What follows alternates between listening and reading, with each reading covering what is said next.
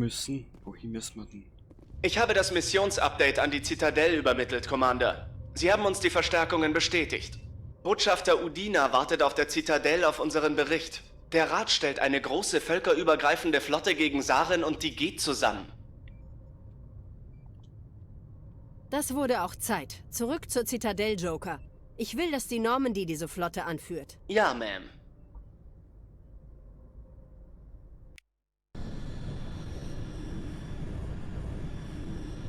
Entschuldigung, dass ich jetzt ein bisschen wortkarger bin, aber das ist so... Gänsehaut.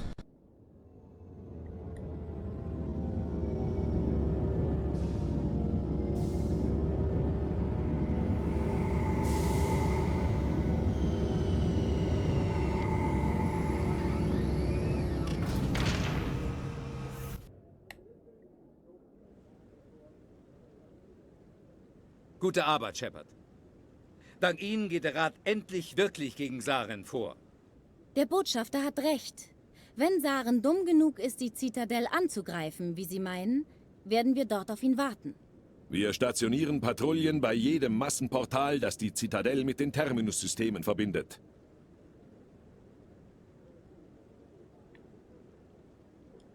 Glauben Sie etwa, eine Blockade wird ihn aufhalten? Er sucht auf Ilos jetzt gerade nach der Röhre. Was wollen Sie dagegen machen? Ilos ist nur vom Mu-Portal aus zu erreichen. Tief in den Terminus-Systemen, Commander. Wenn wir eine Flotte reinschicken, wird es auf Krieg hinauslaufen. Commander, wir müssen Diskretion bewahren.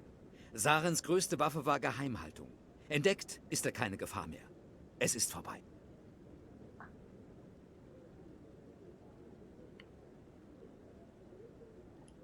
Ein Schiff zu den Terminus-Systemen löst doch noch keinen Krieg aus. Ich kann diskret sein. Auf Wörmeier haben sie einen Nuklearkörper gesprengt. Das würde ich nicht diskret nennen. Ihr Stil hat Ihnen vielleicht in der Traverse geholfen, Commander. Das sehen wir ein. Aber Ilos muss man geschickt anpacken. Wir haben die Situation unter Kontrolle.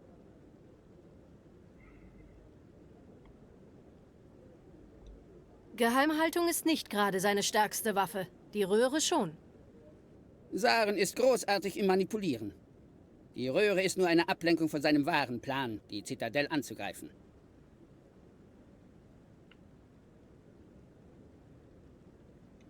Ein Schiff zu den Terminus-Systemen löst doch noch keinen Krieg. Auf Wörmeier haben sie einen Nuklearkörper Ihr gesprengt. Stil hat Ihnen vielleicht in der Traverse geholfen, Commander. Das sehen wir ein. Aber Ilos muss man geschickt anpacken. Wir haben die Situation unter Kontrolle. Sovereign ist die wahre Bedrohung. Saren dient nur den Reapern. Sie sind der Einzige, der die Reaper gesehen hat. Und dann auch nur in Visionen. Wir greifen die Terminus-Systeme doch nicht wegen eines Traums an.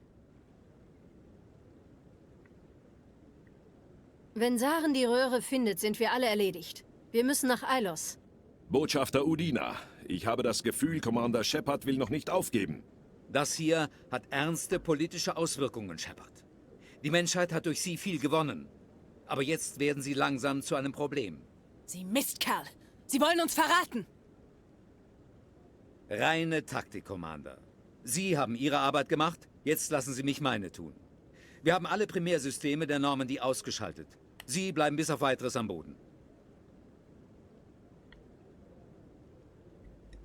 Mir versetzt keiner einen Dolchstoß, Udina. Niemand. Ich glaube, es wird Zeit, dass Sie und Ihr Team hier verschwinden, Commander. Das geht Sie nichts mehr an. Der Rat wird sich darum kümmern. Mit meiner Hilfe, selbstverständlich.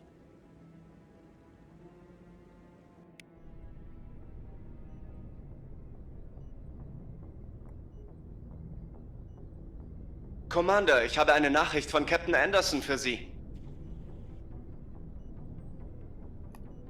Spionieren Sie mir nach, Joker? Nein, Ma'am. Ich wusste nur, dass Sie auf dem Schiff sind und wollte Ihnen diese Nachricht überbringen. Der Captain möchte Sie im Flux treffen. Das ist dieser Club unten in den Zivilbezirken.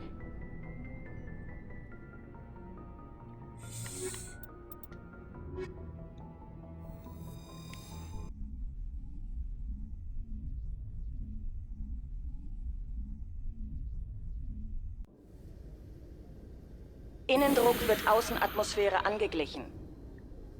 Logbuch. Kommandant ist an Land gegangen. Executive Officer Presley hat das Kommando.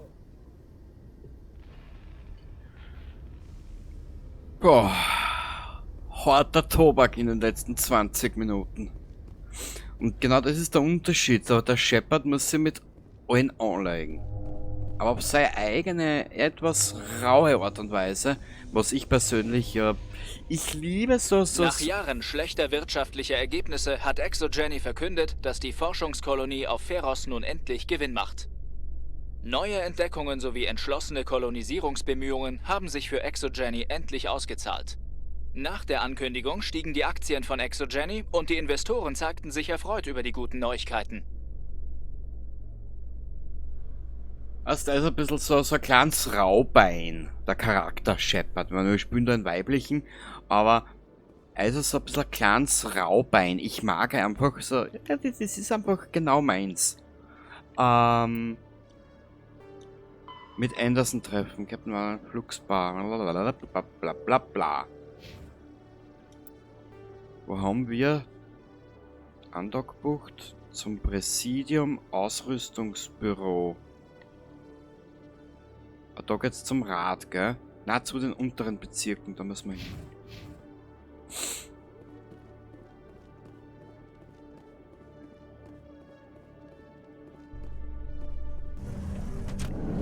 Aber die Lage wird für Shepard nicht besser.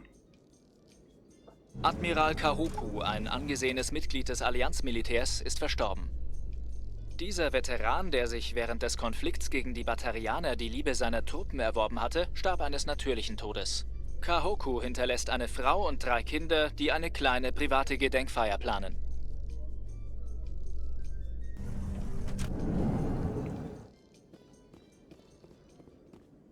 So, ich hoffe, ich bin da jetzt richtig.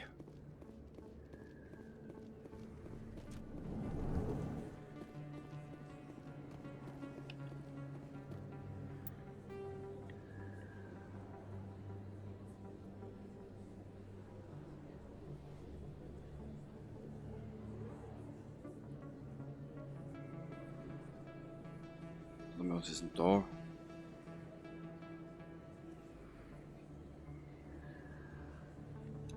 Ja, probieren wir es mal.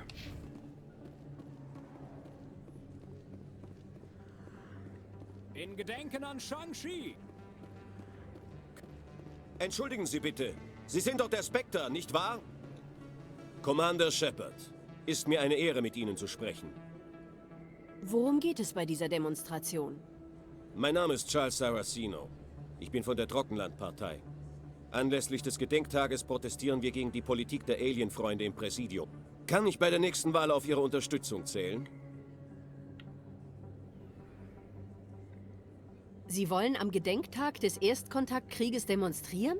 So, wie wir es jedes Jahr machen, seit 26 Jahren. Wir wollen nicht, dass die Menschen die Lektion dieses Krieges vergessen. Wenn wir uns nicht selbst helfen, wird es niemand tun. Für welches Amt kandidieren Sie? Ich strebe einen der 5 Spacer-Sitze im Parlament an. Damit ein Bürger seine Stimme dafür abgeben darf, muss er recht komplizierte Voraussetzungen erfüllen. Er muss mehr als 6 Monate pro Jahr im All verbringen.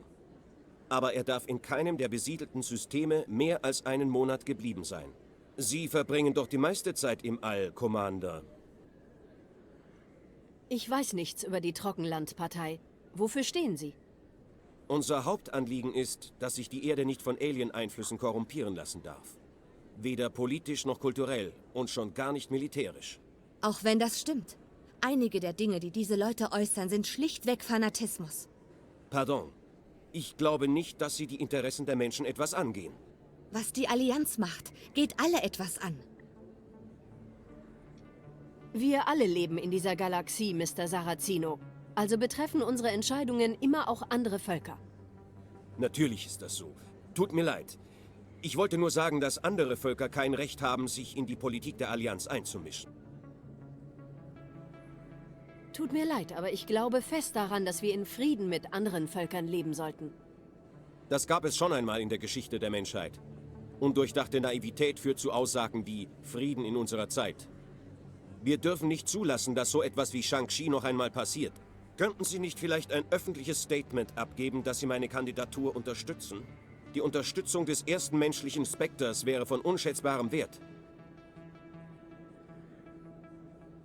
Die Besatzung Shang-Chis kann nicht wieder geschehen. Damals waren wir uns noch nicht einmal bewusst, dass es Außerirdische gab, gegen die man sich verteidigen muss. Der Vorfall hat immer noch starke Symbolwirkung, Commander. Shang-Chi ist das einzige menschliche Gebiet, das je von Aliens erobert wurde. Sie haben natürlich das Recht auf freie Meinungsäußerung, Mr. Sarrazino. Aber ich teile Ihre Ansichten nicht. Verstehe. Aber ich bin zumindest froh, dass Sie die demokratischen Werte unterstützen. Danke für Ihre Zeit, Commander. Erinnern Sie sich an die Trockenlandpartei am Wahltag. Denn die Trockenlandpartei wird sich an Sie erinnern. Erst die Erde.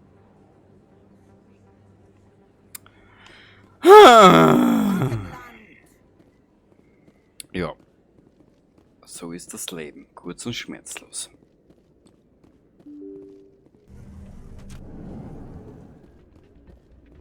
Verzeihen Sie bitte. Hätten Sie einen kurzen Augenblick Zeit für mich?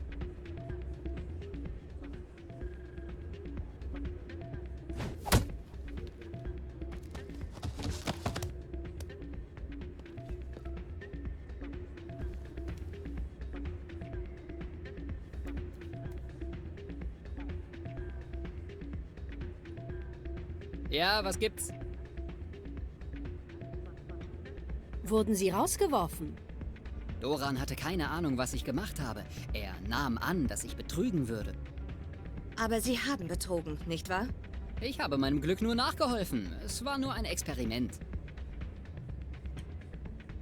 Das klingt für mich nach Betrügen. Für Sie vielleicht, aber dieses Gerät soll nur Situationen simulieren und Resultate aufzeichnen. Das Aufzeichnen von Verlusten ist einfach. Die bemerkt niemand. Warum wollten Sie die Resultate aufzeichnen? Jetzt kommen wir zum Kern der Sache. In den letzten 5 Jahren habe ich ein Gerät entwickelt, das sehr präzise Gewinne und Verluste beim Quasar berechnen kann. Ich muss nur noch einige Siege aufzeichnen, um den Algorithmus zu vervollständigen. Können Sie das tun? Ist das nicht illegal? Es ist illegal, mein System zu benutzen. Aber ich benutze es nicht. Ich werde es verkaufen. Ich muss nur noch einige Siege aufzeichnen. Weißt du was, wir haben für das aber keine Zeit. Ich werde mein Glück auf die altmodische Art versuchen. Wie Sie wollen. Ich muss noch einige Berechnungen machen. Auf Wiedersehen. Was steht da leicht? Tagebuch. Mit Charles sprechen. Charles, warte. Sprechen Sie mit ihm, wenn Sie ihm helfen möchten. Nö.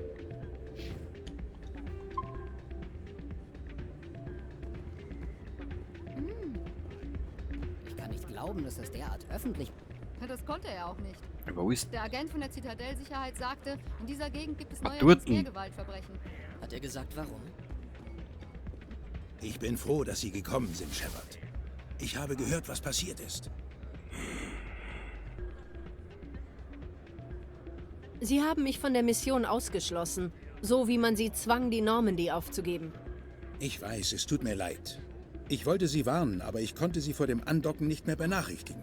Ich weiß, dass Sie jetzt sauer sind, aber Sie können nicht aufgeben.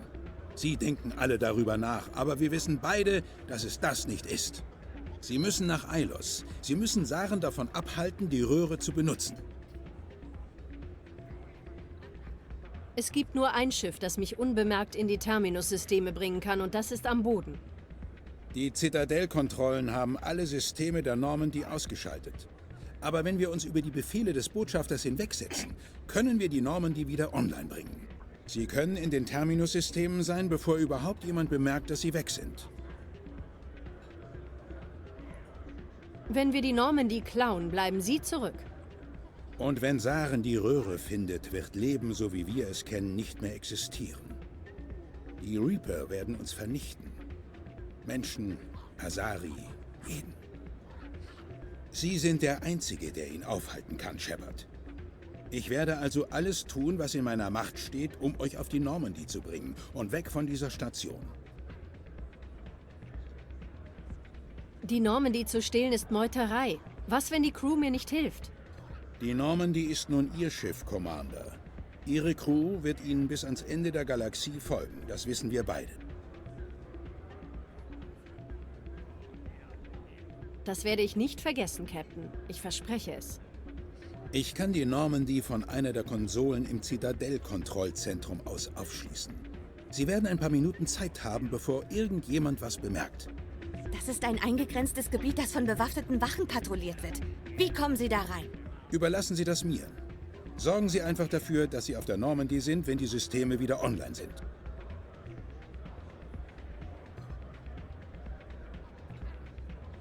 Es muss einen besseren Weg geben. Botschafter Udina hat den Lockdown-Befehl gegeben. Wenn ich in den Computer in seinem Büro komme, kann ich ihn vielleicht außer Kraft setzen. Er wird nicht einfach daneben stehen und zusehen, wie Sie seinen Computer benutzen. Er wird hoffentlich nicht da sein. Wenn doch, werde ich mir eben was einfallen lassen. Der Botschafter wird das nicht verzeihen, Captain. Sie werden des Verrats angeklagt, wegen Kapitalverbrechens. Wir haben nicht viele Möglichkeiten. Entweder ich stehle mich in den Computer des Botschafters oder ich versuche, an den Patrouillen in der Zitadell-Kontrolle vorbeizukommen.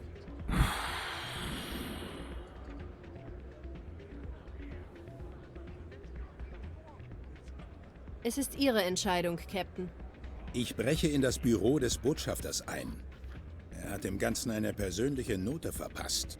Commander, sind Sie soweit, dass wir uns von dieser Station davon machen können? Kann losgehen. Ich übernehme die Verriegelung. Sie gehen runter zur Normandy und sagen Joker, er soll sich bereithalten. Los geht's.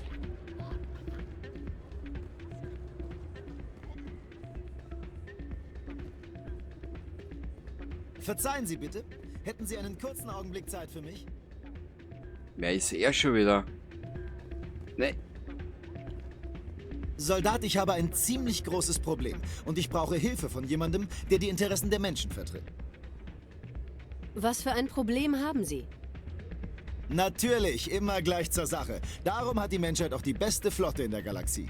Mein Name ist Elias Kieler. Ich bin ein Abgesandter der Allianz. Wir werden in Kürze ein bedeutendes Treffen mit den Salarianern abhalten.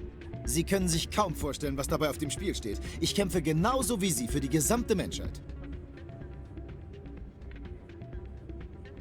Kann mich nicht erinnern, Sie mitten im Kampfgetümmel gegen die Gate auf Eden Prime gesehen zu haben. Ich bin zwar nicht an der Frontlinie, aber ich sorge dafür, dass uns nicht alle Jobs von den Aliens genommen werden. Ich brauche jede Hilfe, die ich kriegen kann. Besonders aber ein bestimmtes Mentalstimulanz. Es ist legal, aber die Abgabe pro Person ist limitiert. Ich habe meine Monatsration schon verbraucht und brauche jetzt mehr von der Krankenstation. Die Beschaffung Ihres Mittels steht nicht ganz oben auf meiner Liste, Kieler. In welchem Jahrhundert leben Sie? Glauben Sie etwa, die Salarianer zögern, sich selbst zu pushen? Wenn Sie mir nicht im Namen der Menschheit helfen, dann werde ich jemand anderes finden. Wir haben keine Zeit. Präsidium. Präsidium ist Bezirkszugang, Gemächer der Konsorten, Zitadellturm. Boah, ich spiele schon wieder viel zu lang. Ich wollte eine Episode aufnehmen, jetzt schaue ich gerade auf die Uhr. 1 Stunde 48 Minuten. Warte mal, wo ist denn die Undock-Buch? Die muss ja da irgendwo in der Nähe sein. Ich war schon so lange nicht mehr auf dieser Zitadelle, dass ich mich gerade mal auskenne. Zum Präsidium, glaube ich, müssen wir. Warte mal kurz. Es ist halt verschachtelt. Präsidium, da sind wir ja. Zurück.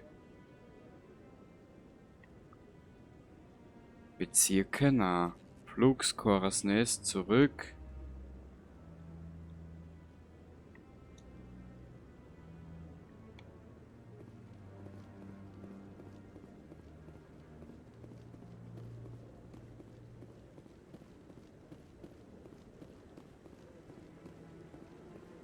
So lange wollte ich heute nicht spielen.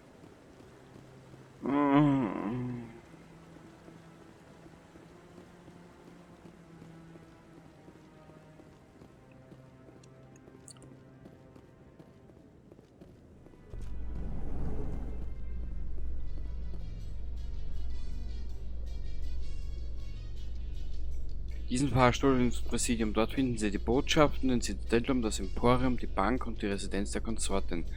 Hinter sich sehen Sie den Zitadellturm.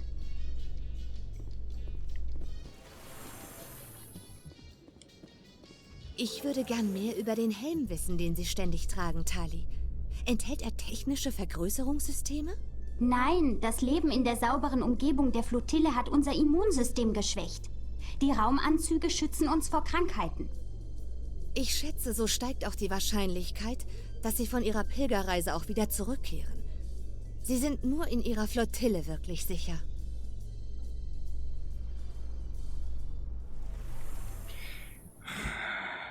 Na toll. Scheißen, wo ist diese Scheißbucht? Diese Scheißbucht halt. Udinas Büro. Avina. C-Sicherheitsakademie. Warte mal kurz. Zum Bezirkszugang.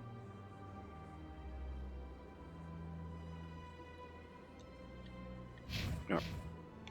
Müssen wir halt ein kleines Stück laufen. Ist ja wurscht. Wir haben ja Zeit. Genießen wir nochmal die Schönheit der Zitadelle. Im Wissen, was auf uns zukommen wird.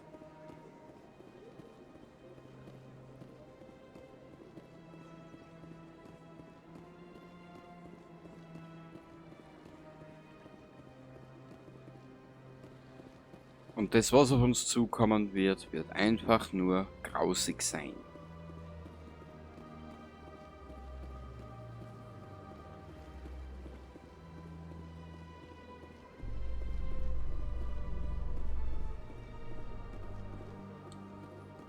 Ich konnte nicht umhin zu bemerken, dass Sie einige unfreundliche Blicke auf sich ziehen, Tali. Viele sehen auf die Quarianer herab, weil wir in der Flottille reisen und die Geth erschaffen haben.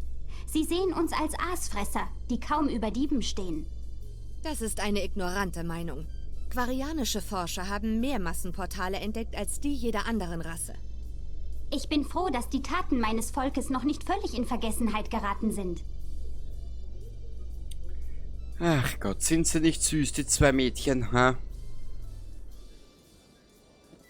So, wo ist jetzt diese beschissene Andockbucht? Nein. Nach Ios reisen. Lalalala. Ja, jetzt erstmal mal zur Dingenskirchen. Zuerst müssen wir... Warte mal kurz. Ja, siehst der Orientierung wie... weiß ich nicht was. Zur Andockbucht. Das ist genau der Lift. Genau. Reporterin Kalisa Al-Gilani hat vor kurzem versucht, ein Interview mit Commander Shepard, dem ersten menschlichen Spectre, zu führen. Commander Shepard hat schwierige Fragen beantwortet und unter Beweis gestellt, dass in der militärischen Uniform ein wacher diplomatischer Geist steckt. Später zeigen wir Ihnen einen Exklusivbericht zu diesem Thema.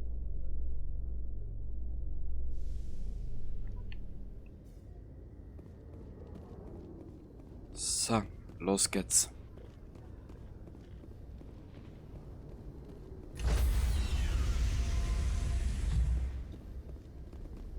Bereithalten, Landungstrupp.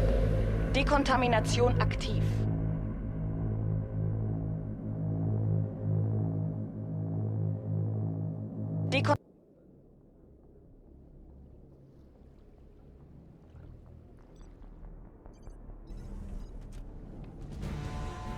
Anderson?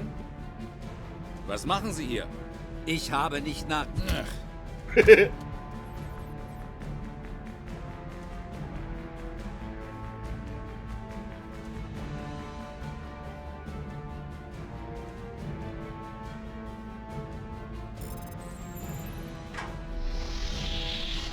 Bringen Sie uns hier raus, Joker, sofort!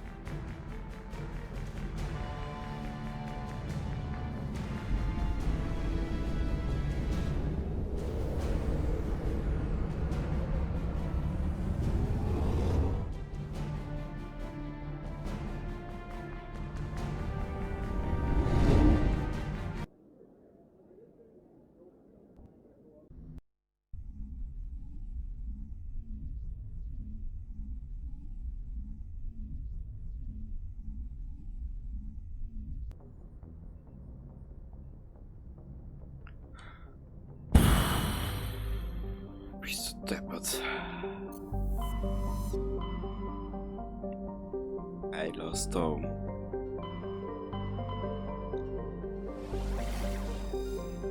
Okay, da ist eh nix. Da ist nur das. Pangea. Pangea, also liebe kleine Anspielung auf die Erde vor knapp 250 Millionen Jahren. Schön.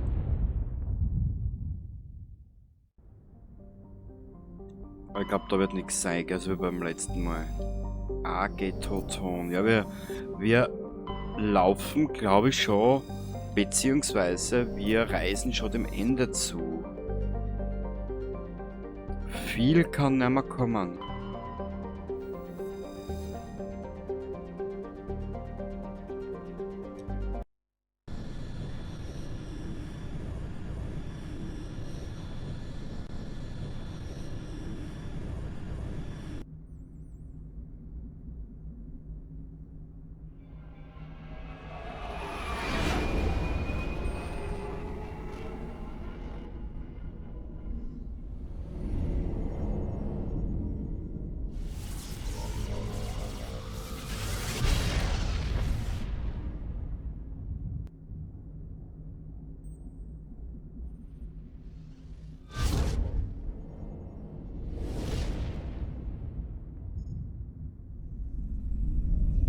Commander?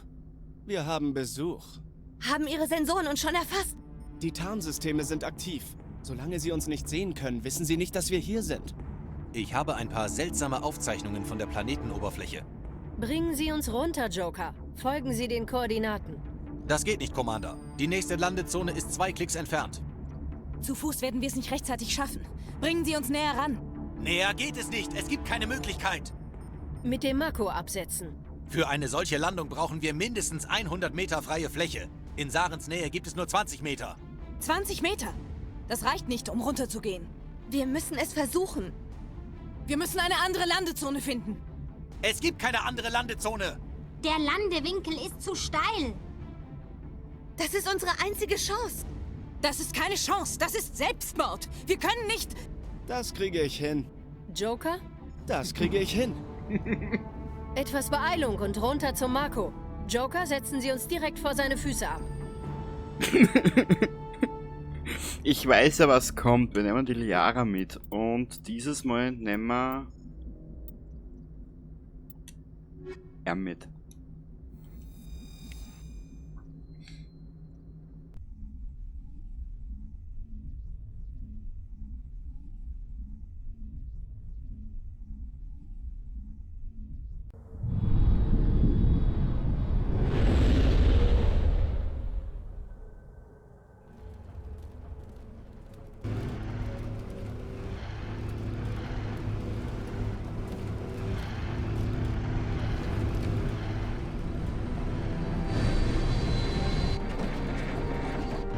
Weiter, ihr beide!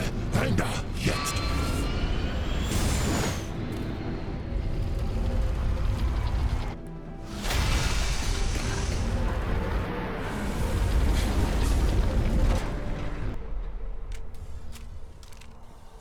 Wir müssen in diesen Bunker hineinkommen, bevor Saren die Röhre findet. Diese Tür kann man nicht mit brutaler Gewalt überwinden. Aber Saren hat sie irgendwie geöffnet. Irgendwo in diesem Komplex muss es so etwas wie einen Sicherheitsschaltpunkt geben. Wir müssen einen Weg finden, ihn wieder zu aktivieren. Und wie es weitergeht, erfährst du dann beim nächsten Mal. Bis zum nächsten Mal. Und ich hoffe, du hast jetzt die letzten 2 Stunden ein bisschen an Spaß gehabt. Baba dabei.